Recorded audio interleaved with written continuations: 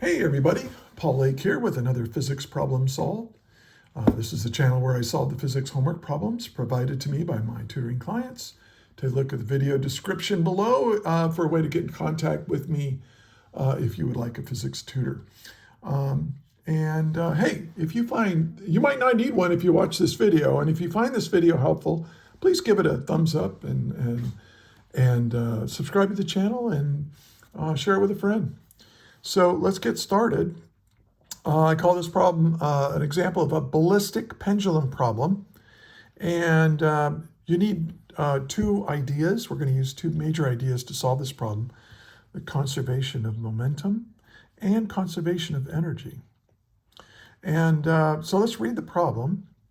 Now, what is the launch velocity of a 100-gram ball fired into a 250-gram ballistic pendulum if the 35-centimeter long pendulum reaches a maximum angle of 45 degrees with the vertical, assuming the pendulum catches the ball when they collide?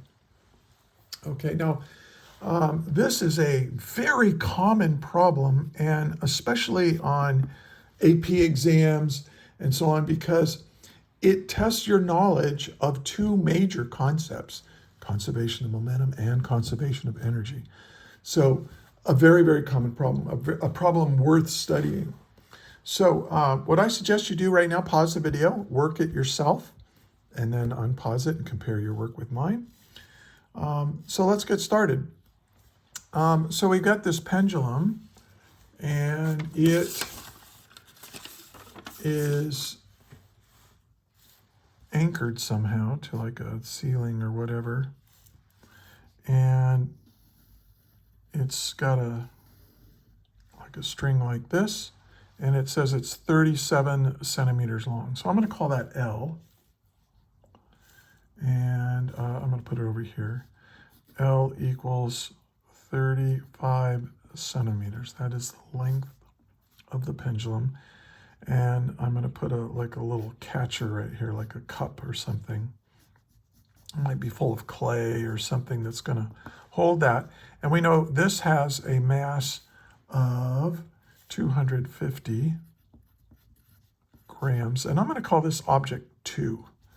And the bullet, or the ball actually, sometimes they do this with bullets, but the ball right here, I'm going to call this object 1. And I'm going to say that M1 has a mass of 100 grams. Now it's fired into this little cup, and it sticks inside. And once it's inside here, it swings up to an angle of about, well, not about, it says the angle here is 45 degrees from here to here before this swings to a stop. And I don't know, I'll put the can like this. There's the ball stuck inside there somehow. Okay, does that make sense? So it's going to swing up. Now, when it swings up here to its maximum height, we know that its velocity at this location is 0. Okay, so what are we trying to find? We want, let's see, it says, what is the launch velocity of the 100? So now we're going to ignore gravity here. Okay, you've just fired this ball into this can, and they want to know what is that initial velocity of the ball. And I'll call that V naught, or V at times 0, or V initial if you want. But I'll call it V naught. So we want to find V naught. Okay, now here's why this problem is so common, and it's so worth studying, because this is really a two-part problem. And you have to understand how to handle your quantities for each part. See, for here we have an object, we have another object coming, and so you have a perfectly inelastic collision between the ball and this catcher mechanism here. So that's a collision. And you should know, hopefully you know, that in a collision, momentum is conserved. Okay, so we have this, we conserve momentum. Now, you probably already know that an inelastic collision does not conserve energy. So the first part of this problem does not involve conservation of energy. It involves conservation of momentum. But once the ball is embedded in this catcher and it starts swinging up like this, well, now after the collision, the only force doing work on this is the force of gravity. Gravity is slowing this down, slowing this down, slowing this down until it reaches its maximum height. And now we have a conservation of mechanical energy problem. So I can say that E right here is going to be equal to the energy up here. So we'll figure out those subscripts here in a minute. So that's my approach. And when you read a physics problem, you have to kind of do that. Okay, what tools apply to this problem? And sometimes the problems have to be broken up into pieces like this one. So let's do the first part. So let's say, well, I know when this ball hits this, that momentum is conserved. So the initial momentum of the system is equal to the final momentum of the system. Okay? Now, what is the initial momentum? Well, object 2 is not moving. So it has no momentum, right? Momentum is mass times velocity. Well, this has no velocity, so it has no momentum. All the momentum is here in this ball. So the initial momentum is equal to the mass of the ball times its velocity, which I'm calling v naught. Okay. Now this is a vector quantity, so let's put a vector hat on it. Now after the collision, right, these two, the ball is embedded inside there, so it's an inelastic collision. So that's going to be m1 plus m2 times its velocity, and I'll just call this velocity v. Now, this, so what are we're trying to find? Well, I'm trying to find this. So let's solve for it. So v naught is equal to m1 plus m2, the combined mass, times the velocity after the collision, divided by m1. And you've probably seen this before. If you've done perfectly inelastic collision problems, you've gone through this before. But here's the problem. I know the masses, they're given, but I don't know what this velocity is. So I have to find it in order to find what I'm trying to find. So now I'm going to use energy, and I'm going to call this, maybe I'll call this like 1, and this will be 2, and this will be like 3. And what I'm going to say here is that the mechanical energy here, and I'll work this up here, E2, is going to be equal to the mechanical energy up here, E3. And we use capital E without a vector hat on it, because remember, energy is a scalar. And so we're just going to say, now we're just going to leave it like this. Now, remember that mechanical energy, right, is the sum total of the kinetic energy at 2 plus the gravitational potential energy at 2. Now, normally you could put like plus the elastic potential energy if there was a spring involved here or something, but we don't have any springs. So there's no elastic potential energy involved in this problem. So I'm just going to leave it here. And then that's going to be equal to K3 plus the gravitational potential energy at 3. Now, because I'm dealing with gravitational potential energy, I have to define where I'm measuring the height from. And I'm going to measure the height from here, from this level, which, makes sense, doesn't it? So I'm going to say U equals 0 here because H equals 0. This is where we're going to measure the height from. And so if that's true, well, after the collision, this thing is moving, right? So that's going to be 1/2, and it has m1 plus m2. That's the mass of this. And times v squared. And this is what I have to solve for to plug in here. So we're on the right track. Now, the gravitational potential energy at 2, because I defined to measure my height from here, it has no height. So if you go mgh or mgy, if you're using what, you can use y or h for that. Its height is 0. So its gravitational potential energy is 0 right there. And that's kind of why I chose that. You can choose any place to measure it from, as long as you stay consistent, stay with it for the whole problem. But why not choose a reference for your height that makes the problem easier to solve?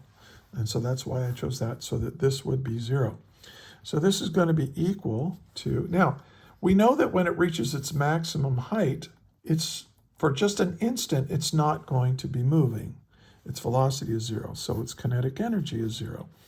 So this is going to be mg, right? This is 0, so this is, so the gravitational potential energy here is mgh. So I'll call this h right here. Or you can call it h sub 3 if you want, but there are no other heights we're dealing with, so I'm just going to use that. So now I can, and oh, this mass right here is m1 plus m2. Let me go ahead and put that in there, just to be thorough. Okay, so this is m1 plus m2 times g times h. Now the nice thing I think you can see is that this total mass, it's not part of the problem. It cancels out. And so now I can solve for v, and that's going to be equal to, well, I'm going to multiply both sides by 2, so I get 2gh. So v squared equals 2gh, and then to get rid of the v squared, I take the square root, like that. And I know it's going to be positive, you know, so I'm not going to worry about plus or minus or anything like that. All right, so now I know what g is, but I don't know what h is. So now I have to figure out what h is. And this can really be a little bit confusing, but it's just geometry. Okay, just a little bit of trigonometry and geometry. Because look, we know this angle is 45, and we know what this length is here.